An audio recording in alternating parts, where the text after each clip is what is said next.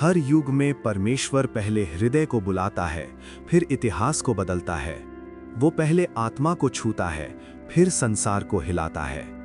क्योंकि परमेश्वर की योजनाएं शोर में नहीं, पवित्रता में जन्म लेती हैं। रेगिस्तान की एक शांत रात में तारों से भरे आकाश के नीचे मूसा अकेला चल रहा था। वो न राजा था, न योद्धा, न स्वयं को भविष्यद्वक्ता मानता था। वो एक ऐसा मनुष्य था जो असफल हुआ, भागा और फिर एक साधारण जीवन में बस गया। कभी वो फिरौन के महल में रहता था, आज वो भेड़ों के बीच रहता था। राजसी जीवन से निर्जनता तक, शक्ति से नम्रता तक, महत्वाकांक्षा से आज्ञाकारिता तक, और ठीक वहीं उसकी साधारणता में परमेश्वर उससे मिलने आया। अचानक अंधकार में एक दिव्य प्रकाश प्रकट हुआ। न बिजली, न विनाश की आग, पर ऐसी अग्नि जो शांति और सामर्थ्य दोनों से भरी थी। एक झाड़ी जल रही थी, पर भस्म नहीं हो रही थी। ये आग नाश करने के लिए नहीं, प्रकट करने के लिए थी। बाइबल कहती है, उस अग्नि में प्रभु का दूत प्रकट हुआ। ये कोई दूर का परमेश्वर नहीं था, ये निकट आया हुआ परमेश्वर था, बुलाने वाला परमेश्वर। मूसा, मूसा। ये आवाज कठोर नहीं थी, ये प्रेम और अधिकार से भरी थी।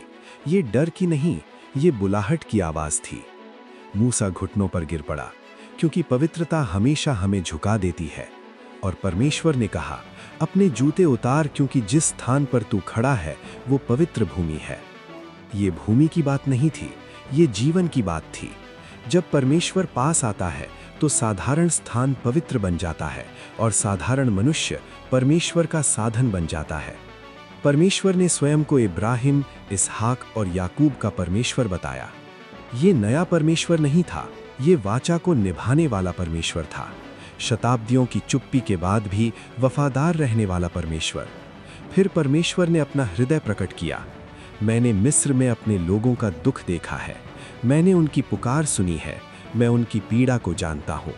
ये उदासीन परमेश्वर नहीं था, ये देखने वाला परमेश्वर था, सुनने वाला परमेश्वर था, महसूस करने वाला परमेश्वर था।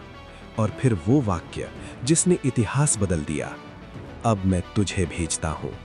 न सेना, न स्वर्गदूत, न आकाश से आग, एक चरमाहा। मूसा कांप उठा, उसने कहा, मैं कौन हूँ? और परमेश्वर ने कहा, ये तेरे बारे में नहीं है, ये मेरे बारे में है। मैं हूँ जो मैं हूँ। इतिहास हमें बताता है कि मिस्र उस समय की सबसे बड़ी शक्ति था। फिरौन को देवता माना जाता था, फिर भी परमेश्वर ने एक चरवाहे को चुना, क्योंकि परमेश्वर को ऊंचा पद नहीं चाहिए, उसे समर्पण चाहिए। मूसा के हाथ की लाठी एक साधारण साधन थी, पर परमेश्वर के हाथ में वो अधिकार का चिन्ह बन गई। जो तुम सौंपते हो, परमेश्वर उसी को उपयोग करता है। जलती हुई झाड़ी हमें सिखाती है, परमेश्वर की आग नाश नहीं करती, वो शुद्ध करती है, वो बुलाती है, वो उद्देश्य प्रकट करती है। आज हम झाड़ी नहीं देखते, पर हम बुलाहट महसूस करते हैं। जब हमें क्षमा करना होता है, जब हमें खड़े होना होता है, जब हमें सत्य बोलना होता है, वही परमेश्वर आज भी बुलाता है। सुविधा के लिए नहीं, साहस के लिए, सुरक्षा के लिए नहीं, विश्वास के लिए। क्योंकि हर उद्धार एक आज्ञाकारी हृदय से शुरू होता है, हर चमत्कार एक समर्पित आत्मा से जन्म लेता है, और हर बुलाहट तब पूरी होती है जब हम कहते हैं, हे प्रभु, मैं यहाँ हूँ।